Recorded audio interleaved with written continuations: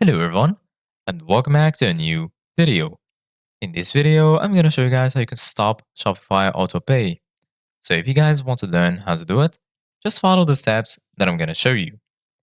As you can see guys, I'm right now in my Shopify dashboard, and this is how the homepage looks like.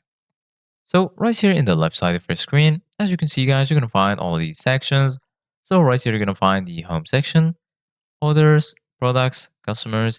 You're going to find content, analytics, and marketing and discounts. Right here, under sales channels, you're going to find point of sale and also online store. And here you're going to find apps.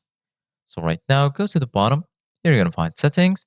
Give it a click. And then here you're going to find all of these sections.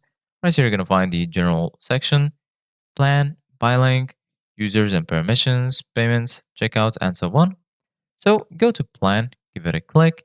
And then here under plan details, you're going to find the plan that you are subscribed to. As you can see, guys, in my case, I have the trial plan. So right now, if you want to stop paying for this plan and stop it, you need to cancel it. So I'm going to click, for example, on cancel trial.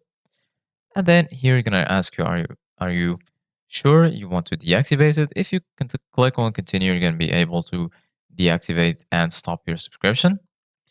And here they're going to tell you some informations. Before you go, cancel any unwanted subscription. Third-party apps may continue to charge you after cancellation. Save any needed store information by exporting your CSV file and look into steps to take before deactivating your store. So, once you do that, you're going to be able to cancel your plan. And if you want to change your plan, just click on choose plan and then you're going to be able to pick on another plan.